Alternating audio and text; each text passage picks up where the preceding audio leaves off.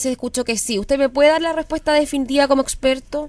A ver, en Valparaíso ha habido una cantidad significativa de tsunami a lo largo de la historia. Es más, el tsunami en el año 1770 y algo llegó hasta la subida Santo Sosa. Si después de eso la gente quiere seguir creyendo que no hay tsunami en Valparaíso, es producto de algunas personas que hace muchos años atrás dijeron que como la costa de Valparaíso era muy empinada, en Valparaíso no había un tsunami. Pero eso es fruto de la ignorancia. Punto. En Valparaíso ha habido tsunami y va a haber tsunamis. ¿Y de qué depende de qué depende de que haya? ¿Tiene que haber un terremoto de cuánto? ¿El epicentro dónde? A ver, lo que pasa, si nosotros imagínense que la bahía de Valparaíso está orientada hacia el norte. Sí. Si la bahía de Valparaíso hubiese estado al revés, orientada hacia el sur, nosotros habríamos tenido un tsunami el día del 27 de febrero.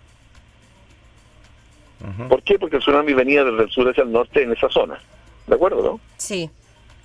Ahora, cualquier tsunami que se produzca al norte de Valparaíso va a tener efectos importantes en Valparaíso. En el año 1867 y posteriormente en 1886, me parece, no sé, hubo 2 sismos en la zona de Arica.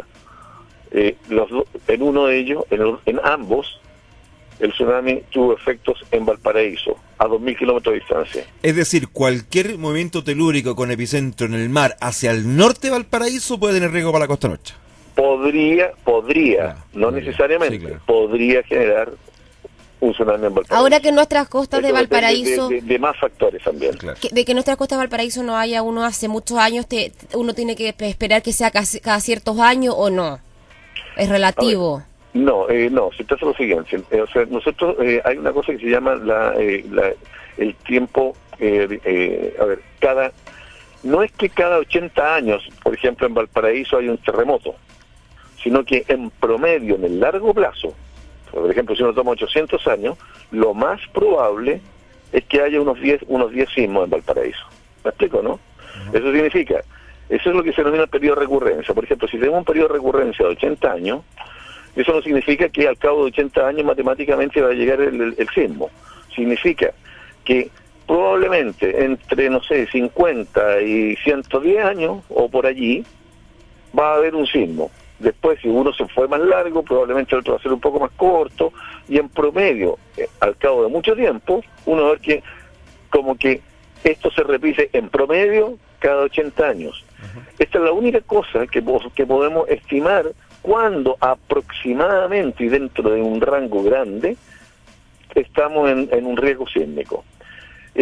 Cada zona de Chile tiene un periodo de recurrencia distinto, y eso es, por ejemplo, lo que permite que ustedes hayan podido escuchar muchas veces que en la zona de Arica estamos esperando un sismo. ¿Por qué?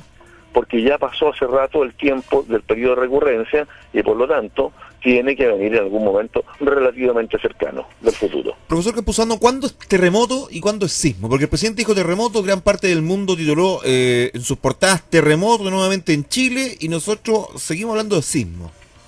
A ver, la verdad es que terremoto es una palabra más bien, no es una palabra que tenga un significado científico. Ya. Un sismo es un sismo. Ahora, que lo califiquemos de terremoto, temblor, catástrofe o lo que fuere, es simplemente un problema de cómo empezamos a titular la cosa, ¿no? O sea, uno no puede, nosotros entendemos por terremoto algo profundamente destructivo. Sí. Lo de ayer no fue profundamente destructivo. Porque lo que tenía que caerse... asustador. Claro, es que lo que tenía que caerse se cayó el 27 de febrero del 2010, profe. Claro. No, pero estamos hablando de, lo que estamos hablando es de un sismo muy similar al sismo que hubo el día del cambio de mando. El día del cambio de mando fue 6,9, este fue 7,1. O sea, este fue de un orden de magnitud equivalente. Ahora, lo que sí pasó es que ocurrió en una zona en que está profundamente dañada desde el punto de vista emocional, porque por la zona de Constitución prácticamente todo el mundo conoce a alguien que murió. Todo el mundo vivió una cosa muy dramática como se vive en esa zona. Profesor, ¿y depende de la intensidad del sismo, es la intensidad del tsunami que podría haber en nuestras costas? ¿De qué depende? O sea, el tsunami, un tsunami no se comporta en todos los lugares de la misma manera. O sea, mientras mayor sea hay dos cosas que influyen en que un sismo pueda o no generar tsunami. Primero, tiene que tener una magnitud importante, o sea, vale decir, normalmente en nuestras costas, sobre 7,5, acercándonos a 8, debiéramos empezar a preocuparnos de tsunami. Segundo, mientras menor sea la profundidad focal, o sea, mientras más superficial sea el sismo, mayor es la probabilidad de ocurrencia de tsunami. O sea, vale decir, hay un equilibrio, podría haber un tsunami eventualmente con un sismo de baja magnitud, pero que fuese también de muy baja profundidad focal. Y puede ser muy fuerte. ¿Por qué razón? Porque lo que importa para que exista un tsunami es que el sismo genere una deformación del fondo marino que empuje el agua hacia arriba o hacia abajo. O sea, no necesariamente también, para desmitificar, ¿no tiene que ser su epicentro en el mar, profesor? No tiene que ser no necesariamente el epicentro tiene que ser en el mar. Tiene que ser, ahora, si el epicentro es muy lejos del mar, también, o sea, digamos, no va a haber, o sea, si un epicentro cordillerano es, digamos, casi, pero altamente improbable que ocurra un tsunami. Si está en la zona cercana al mar, lo que importa es que si la deformación de la corteza terrestre alcanza a llegar al mar. ¿Me explico, no? Ajá.